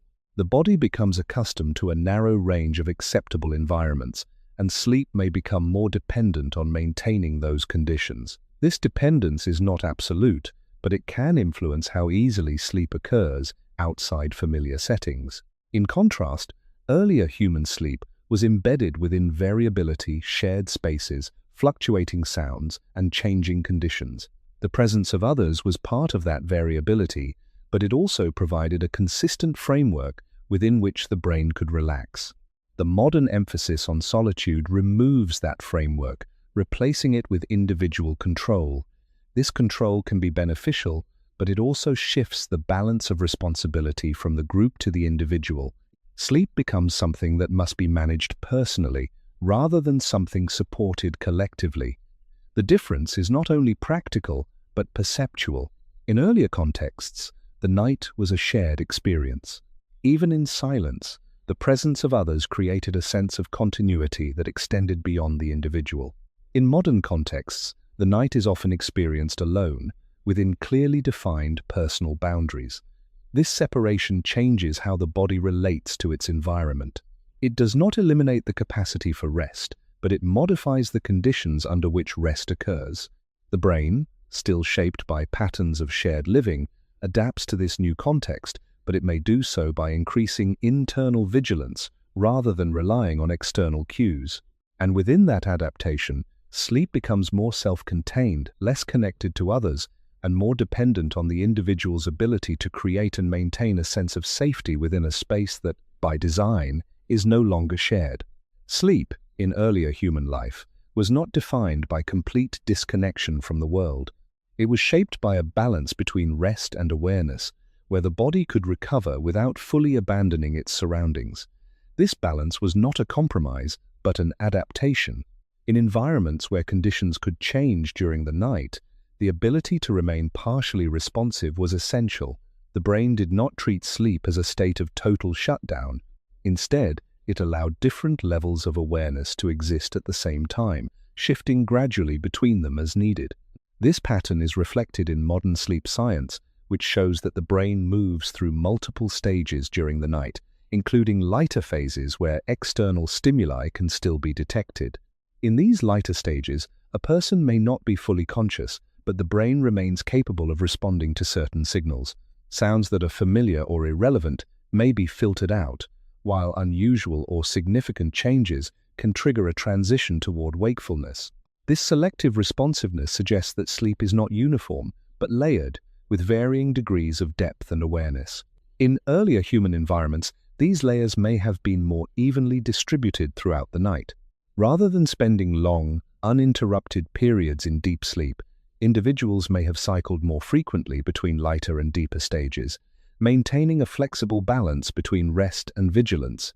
Anthropological studies of contemporary hunter-gatherer groups support this idea. Observations indicate that sleep in these communities is often lighter and more fragmented than in industrialized societies, with more frequent, brief awakenings and shorter periods of deep sleep. However, this pattern does not appear to reduce overall rest or lead to chronic fatigue. One explanation is that the brain remains in a state that allows for recovery without requiring complete disengagement. The body may achieve necessary restoration across multiple shorter intervals, rather than relying on extended periods of uninterrupted deep sleep. This suggests that the expectation of continuous, deeply unconscious sleep may not be a universal feature of human biology, but a pattern that has become more common under modern conditions. The presence of potential risk in earlier environments likely contributed to this structure. While not every night involved immediate danger, the possibility of change, whether from animals, weather, or other factors, meant that the brain could not fully disengage from its surroundings. Instead, it maintained a background level of monitoring, allowing the body to rest while remaining capable of responding if necessary. This does not imply constant alertness or anxiety. The monitoring occurred at a low level, without requiring conscious attention. It was part of the underlying architecture of sleep, not a disruption of it. In modern environments, where physical safety is generally more secure, this level of vigilance may no longer be required in the same way. However, the underlying capacity remains. The brain still moves through stages that allow for responsiveness, even if the external conditions do not demand it. When combined with modern factors such as artificial light, noise, or cognitive stimulation, this capacity can lead to more noticeable awakenings or lighter sleep. What was once a functional feature of sleep may now be experienced as a disturbance, not because it has changed, but because the context around it has shifted. In earlier human life, the balance between rest and awareness was integrated into the structure of sleep itself. It allowed individuals to remain connected to their environment without sacrificing recovery. Sleep did not require complete isolation from the world. It occurred within it, shaped by the need to both rest and remain capable of response. And within that balance, the night was not a time of total disconnection, but a period in which the body could move between stillness and awareness, guided by conditions that did not demand perfection, but allowed for adaptation. The ability to remain partially aware during sleep did not emerge by accident. It reflects a long process of adaptation to environments in which complete disconnection could carry risk. For early humans, the night was not always a place of guaranteed safety. While many nights passed without disturbance, the possibility of change, subtle or sudden, was always present. In such conditions, a system that allowed the body to rest while preserving a degree of responsiveness would have offered a clear advantage. Over time, this balance between recovery and awareness became part of how human sleep was structured. Modern evolutionary biology and sleep research suggests that the brain does not treat all sensory input equally during sleep. Instead, it continues to monitor the environment in a selective way. Certain signals, such as unfamiliar sounds, abrupt changes, or patterns that deviate from what is expected, can be detected even when a person is not fully conscious. This selective monitoring allows the brain to remain efficient. It does not require full wakefulness to maintain awareness, but it does not fully ignore the environment either. The result is a state in which rest and vigilance coexist, each operating at a level appropriate to the conditions. This mechanism can be observed in various forms across different species. In some animals, it appears as unihemispheric sleep, where one half of the brain rests while the other remains active. While humans do not exhibit this pattern in the same way, there is evidence that the human brain can display asymmetries in activity during sleep, particularly in unfamiliar environments. Studies have shown that one hemisphere may remain more responsive to external stimuli during the first night in a new place, suggesting a retained capacity for localized vigilance. This capacity is not limited to unusual situations. It reflects a broader flexibility in how the brain manages rest. In earlier human environments, where conditions were less predictable, such flexibility would have been continuously useful. Rather than relying on complete disengagement, the brain could maintain a low-level awareness that allowed for quick responses if needed. This does not imply that early humans were constantly on edge. The monitoring process operates largely outside of conscious awareness. It does not require active attention, and it does not necessarily produce a feeling of alertness.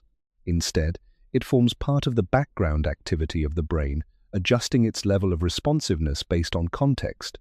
When the environment is stable and familiar, this responsiveness may remain low. When something changes, it can increase rapidly, bringing the individual toward wakefulness. The key point is that sleep is not an all-or-nothing state. It is a dynamic process that can adjust to varying conditions. In modern environments, where physical threats are less common, the need for such responsiveness may be reduced. However, the mechanism itself remains. The brain continues to evaluate the environment during sleep, even if the signals it receives are less relevant to survival. In some cases, this can lead to awakenings that feel unnecessary or disruptive. Yet from an evolutionary perspective, the system is functioning as it was designed to detect change and respond when needed. The difference lies in how those signals are interpreted. In earlier contexts, a brief awakening might have been neutral or even useful, allowing the individual to adjust position, respond to a sound, or simply remain aware for a moment. In modern contexts, the same awakening may be interpreted as a problem, particularly when it conflicts with the expectation of uninterrupted sleep. This interpretation can influence how the experience unfolds, potentially increasing alertness and making it harder to return to rest. The underlying mechanism, however, has not changed. It continues to balance rest with awareness, shaped by a long history in which both were necessary. And within that balance, sleep remains not a complete withdrawal from the world, but a state in which the body can recover while still remaining, in some quiet way, connected to what surrounds it. The difficulty arises not from the presence of this built-in vigilance, but from how it is interpreted within modern expectations of sleep. When the brain briefly increases its level of awareness during the night, responding to a sound, a shift in the body, or even an internal signal, it is following a pattern that has long been part of human physiology. Yet in a context where sleep is expected to be continuous and uninterrupted, this moment can be perceived as a disruption.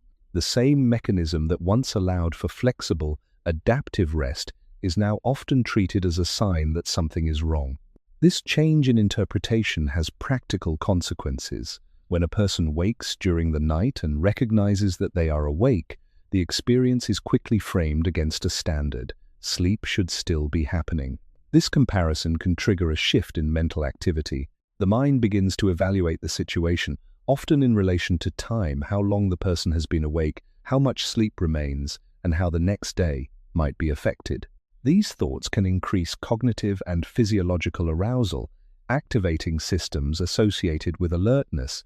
What began as a brief, neutral awakening becomes a more sustained period of wakefulness, not because the body has failed to sleep, but because the response to waking has changed the conditions under which sleep can return. Modern research on insomnia often distinguishes between primary awakenings and secondary processes that maintain wakefulness. The initial awakening may be brief and unavoidable, linked to normal sleep cycles or environmental cues. The persistence of wakefulness, however, is frequently associated with heightened arousal, both mental and physical. This includes increased attention to the act of sleeping, concern about not sleeping, and attempts to control the process. These responses can interfere with the body's natural ability to return to rest. In earlier human contexts, where waking during the night was not defined as a problem, these secondary processes were less likely to occur. Without a fixed expectation of continuous sleep, there was no immediate reason to evaluate or correct the experience. The brain could remain in a low arousal state, allowing sleep to resume without interference. The same physiological mechanism, brief increases in awareness, would pass without escalating into prolonged wakefulness. The environment also played a role in preventing this escalation. Low light, minimal stimulation, and the absence of timekeeping devices reduced the likelihood that the brain would shift into full alertness. There was little to engage with and little to measure. As a result, the boundary between waking and sleeping remained flexible. In modern environments, by contrast, even small stimuli can amplify the experience.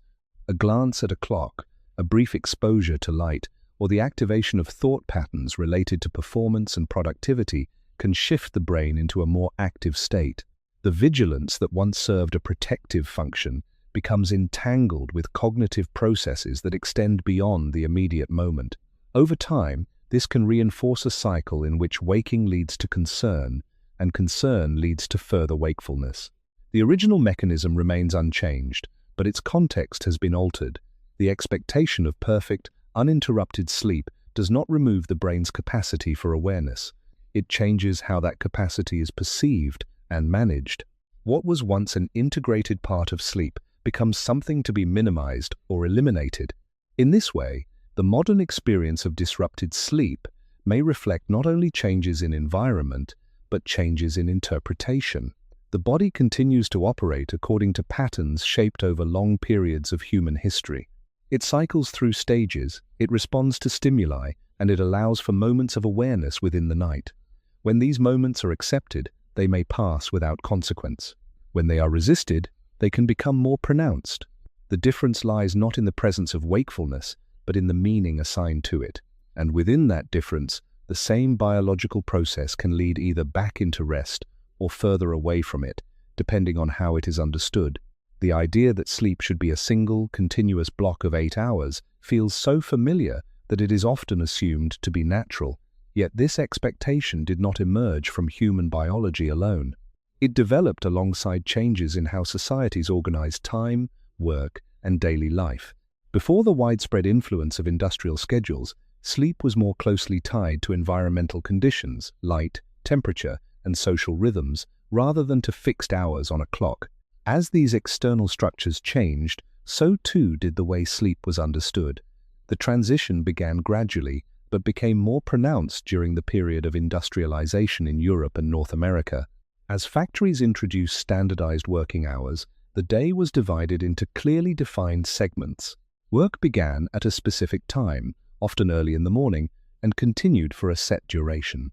This required a reliable period of rest beforehand, one that could be completed within the available time between the end of the working day and its beginning the next morning. Sleep, which had previously adapted to seasonal and environmental variation, now had to fit within a fixed schedule. This shift favored a consolidated form of sleep, a single block that could be completed efficiently. The language surrounding sleep began to change in response to this new structure. References to first sleep and second sleep, which had appeared regularly in earlier records, became less common. Instead, sleep was increasingly described as a continuous period, ideally uninterrupted. This change was not driven by a discovery that continuous sleep was biologically superior, but by the practical demands of a society that required people to be alert and functional at specific times. Over time, this practical arrangement became normalized, and eventually it came to be seen as the standard. Medical and scientific perspectives in the 19th and early 20th centuries further reinforced this view. As sleep became a subject of formal study, it was often examined within the context of industrialized life. The goal was not only to understand sleep, but to optimize it to ensure that individuals could rest efficiently and perform effectively during the day. Within this framework, uninterrupted sleep was associated with better health and productivity. Interruptions, including nighttime awakenings, were more likely to be categorized as disturbances or symptoms. This categorization did not necessarily reflect a change in the underlying biology of sleep, but it did influence how sleep was perceived and evaluated. The expectation of continuous sleep also aligned with the increasing availability of artificial light. As evenings extended and activities continued later into the night, the window for sleep became more defined and, in some cases, shorter. Consolidating sleep into a single block made it easier to accommodate these extended waking hours while still meeting the demands of early work schedules. The combination of structured time and extended light created conditions in which segmented sleep became less practical and less visible. Over generations, this new pattern replaced the older one, not because the older pattern disappeared, but because it no longer fit within the dominant structure of daily life. Modern sleep research continues to explore the effects of different sleep patterns, including segmented and biphasic sleep. While continuous sleep is often associated with efficiency in contemporary settings, there is evidence that the human body retains the capacity for alternative patterns under different conditions. This suggests that the current standard is not the only way sleep can be organized, but it is the one most compatible with modern schedules. The idea of a perfect night's sleep, unbroken, consistent, and timed, precisely therefore reflects a convergence of social, technological, and scientific influences. It is a model shaped by the needs of a particular era, rather than a fixed requirement of human nature. And within that model, sleep has become something to achieve and maintain within defined limits, rather than something that simply follows the natural progression of the night. As the expectation of continuous sleep became more firmly established, the way people described and understood difficulties with sleep began to change as well. Waking during the night, once considered a normal part of the sleep cycle, gradually took on a different meaning. It was no longer simply an interval between phases of rest. Instead, it began to be interpreted as a deviation from the expected pattern. This shift in interpretation contributed to the formation of what is now commonly referred to as insomnia, not only as a physiological experience, but as a defined condition shaped by cultural and medical frameworks. In earlier periods, there is little evidence that nighttime wakefulness was widely classified as a disorder in the way it is today. Historical texts do mention difficulties with sleep, but they do not consistently frame midnight awakenings as inherently problematic. The absence of a fixed standard for how sleep should occur meant that variations could exist without being labeled as failures. As long as individuals were able to rest and function within their environment, the structure of their sleep was less likely to be scrutinized or categorized. With the rise of industrial schedules and the increasing importance of daytime productivity, this perspective began to shift. Sleep was no longer valued only as a natural process, but as a necessary condition for performance. If sleep was disrupted, it could affect work, attention, and overall functioning during the day. As a result, the quality and continuity of sleep became subjects of greater concern.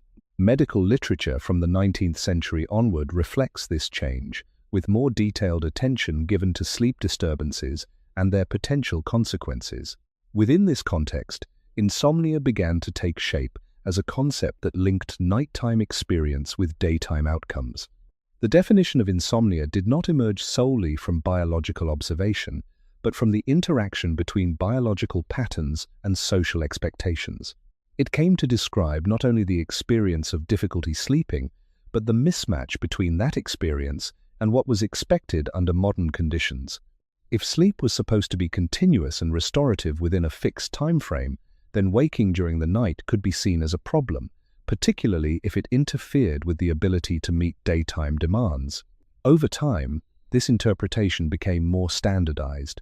Medical classifications began to distinguish between different types of sleep disturbance, and treatments were developed to address them. These developments provided useful tools for understanding and managing sleep difficulties, but they also reinforced the idea that uninterrupted sleep was the norm. Variations that might once have been considered ordinary were now more likely to be categorized within a diagnostic framework. This does not mean that insomnia is purely a cultural construct. There are clear physiological and psychological factors that can affect sleep, and for many individuals, these factors can lead to significant distress. However, the way insomnia is defined and experienced is influenced by the expectations placed on sleep. When those expectations are narrow, deviations from them become more visible and more likely to be labeled as problematic. In earlier human contexts, where sleep was more flexible and less tightly bound to specific outcomes, similar experiences might not have carried the same significance. The body might wake, rest, and return to sleep without the need for interpretation. In modern contexts, the same pattern can be evaluated against a standard that emphasizes continuity and efficiency. This evaluation can shape how the experience unfolds, influencing both perception and response. The concept of insomnia, therefore, reflects both biological reality and historical development. It arises at the point where the natural variability of sleep meets the structured demands of modern life. And within that intersection, the meaning of waking during the night has been transformed from a neutral part of the night's rhythm into something that may require attention, explanation, or correction. As these expectations became more deeply embedded, sleep itself began to be treated not only as a natural process, but as something that could be measured, optimized, and improved. The language surrounding sleep shifted from description to evaluation. Instead of simply asking whether a person had slept, the question became how well they had slept, how long, how efficiently, and how closely their experience matched an ideal pattern. This change introduced a new relationship between the individual and their own rest. Sleep was no longer only something that happened, it became something to monitor. The development of sleep tracking technologies reflects this shift. Devices that measure movement, heart rate, and estimated sleep stages provide detailed information about the night. These tools can offer useful insights, but they also reinforce the idea that sleep can be quantified and compared against a standard. When the data aligns with expectations, it can create a sense of reassurance. When it does not, it can lead to concern, even if the individual does not feel significantly different.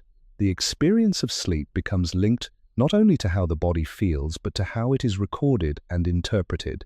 Researchers have noted that in some cases, this increased focus on measurement can itself influence sleep.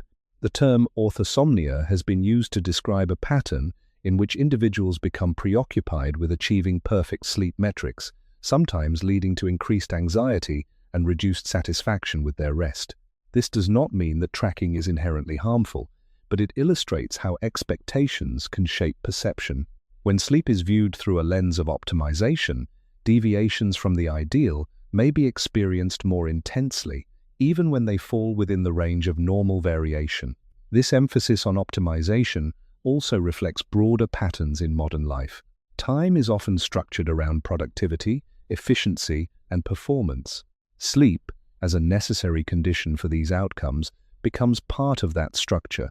It is expected to support alertness, concentration, and physical well-being in a predictable way. When it does not, attention is drawn to the discrepancy. The focus shifts from accepting variability to correcting it. In earlier human contexts, where daily life was less tightly scheduled and less dependent on precise performance metrics, this level of scrutiny was less common. Sleep was not measured against a fixed ideal, and therefore did not require the same level of monitoring. The body's signals fatigue, alertness, comfort were primary, rather than secondary to external data. Variations in sleep did not necessarily demand explanation, as long as they did not interfere with immediate needs. The modern approach, by contrast, often places external standards alongside internal experience. Sleep becomes both something felt and something evaluated. This dual perspective can provide useful information, but it can also introduce tension. The body may experience rest in one way, while the data suggests another. In such cases, the interpretation of sleep may shift away from direct experience toward abstract measurement. Over time, this can influence how individuals relate to their own rest, potentially increasing sensitivity to fluctuations that might otherwise pass unnoticed. The broader pattern suggests that sleep, once embedded within the natural rhythms of the environment, has become increasingly integrated into systems of measurement and control. This integration has brought new forms of understanding, but it has also introduced new expectations. The night is no longer only a period of rest, but a process that can be evaluated in detail. And within that process, the definition of good sleep becomes more specific, more structured, and more closely tied to standards that extend beyond the body itself. After tracing the patterns of sleep across earlier human life, a different picture begins to form, one that does not fit neatly within modern expectations. Sleep was not a single, uninterrupted block. It did not always begin at a fixed hour, nor did it depend on perfectly controlled conditions. It moved with darkness, adjusted to temperature, and unfolded within shared spaces. It included moments of wakefulness, shifts in awareness, and variations from night to night. None of these features were necessarily considered problems. They were part of how sleep existed within a world that was not designed for precision but for adaptation. When this earlier pattern is placed beside modern assumptions, the contrast becomes less about right or wrong and more about difference in context. The body has not fundamentally changed. It still responds to light, temperature, and environment in ways that reflect its long history. It still cycles through stages of rest and awareness. It still allows for variation across the night. What has changed is the framework within which these processes are interpreted. Sleep is now expected to conform to a model that emphasizes continuity, efficiency, and predictability. When it does not, the difference is often attributed to a failure within the individual rather than a mismatch between the body and its environment. This perspective shapes how sleep is experienced. A brief awakening becomes something to evaluate.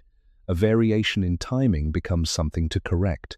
The night, once a flexible span with its own rhythm, becomes a period that must meet specific criteria.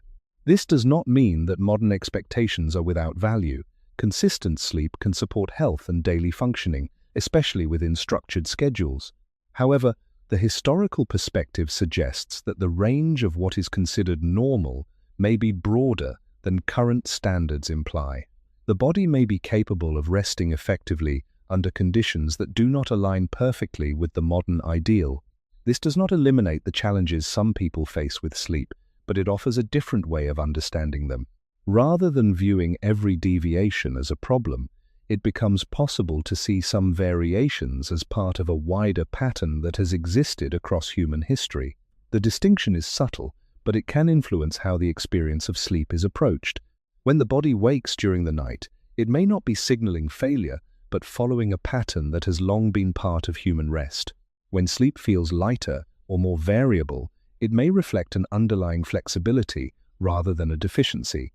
These possibilities do not provide a solution, but they shift the question. Instead of asking how to make sleep conform to a fixed model, it becomes possible to ask how that model was formed and how closely it aligns with the body's natural tendencies. The earlier sections have shown that sleep was once embedded within a network of environmental and social conditions: darkness, temperature, shared presence, and the absence of strict timekeeping. These conditions are different now, but the body continues to respond as if they still matter. The result is a system that operates within a modern environment while carrying patterns shaped in a different one. This tension does not always produce noticeable effects, but when it does, it may reflect not a breakdown, but a difference in alignment.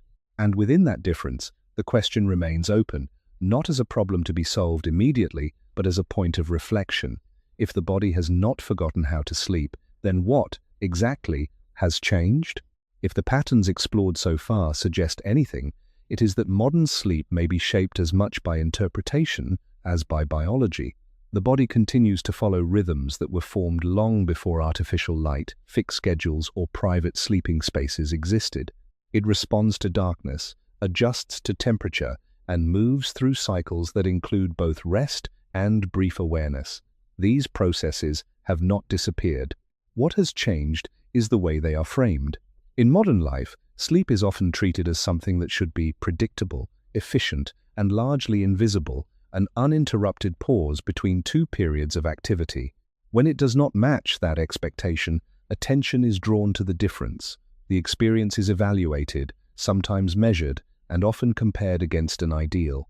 This comparison can create a sense that something is missing or not functioning as it should.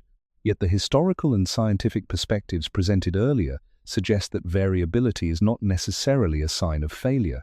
It may be a reflection of how the body has always operated under less controlled conditions.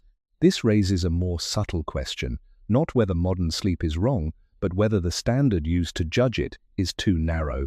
The expectation of continuous, unbroken sleep may fit well within the structure of modern schedules, but it does not fully account for the range of patterns the body is capable of expressing. When that range is reduced to a single model, experiences that fall outside it can be misinterpreted. A waking interval in the middle of the night, for example, may be seen as a disruption, even though it resembles patterns that were once common. A gradual transition into sleep may be viewed as difficulty falling asleep, even though it reflects the body's natural progression through different states of awareness. These interpretations do not arise from the experience itself, but from the framework applied to it. The influence of this framework extends beyond perception. It can shape behavior. When sleep is expected to follow a precise pattern, individuals may attempt to control it more actively, adjusting light exposure, monitoring time, or focusing attention on the process of falling asleep. While these actions can be helpful in certain contexts, they can also increase the level of cognitive engagement at a time when the body benefits from reduced stimulation. The effort to manage sleep can, in some cases, move it further away. In earlier human environments, where such expectations were less defined, sleep was less often approached as something to be controlled. It followed from the conditions of the night, emerging gradually as light faded and activity decreased. This does not mean that sleep was always easy, but it suggests that the relationship between the individual and the process was different. There was less emphasis on achieving a specific outcome and more reliance on the body's capacity to respond to its environment. The modern context introduces a different set of conditions, greater control over light, temperature, and activity, but also greater separation from the natural cues that once guided rest. Within this context, the body continues to operate according to its underlying patterns, while the mind interprets those patterns through contemporary expectations. The result can be a subtle mismatch, where normal variations are perceived as deviations. This mismatch does not necessarily produce immediate problems, but it can influence how sleep is experienced over time.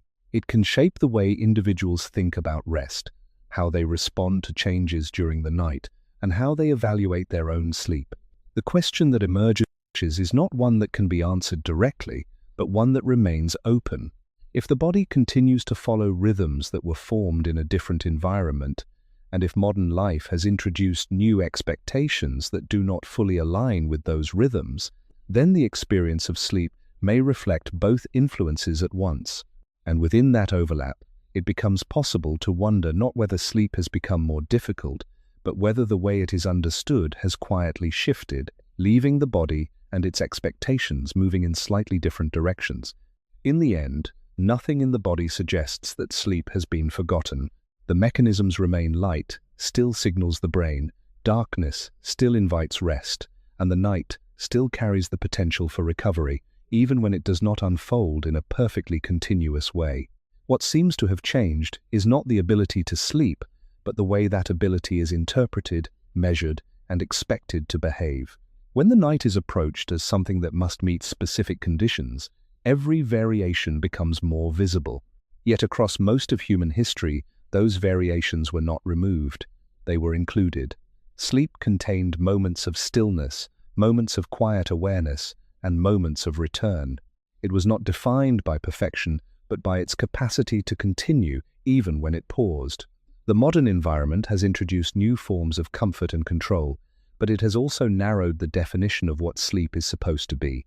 Within that narrower frame, experiences that once belonged to the night may now feel out of place.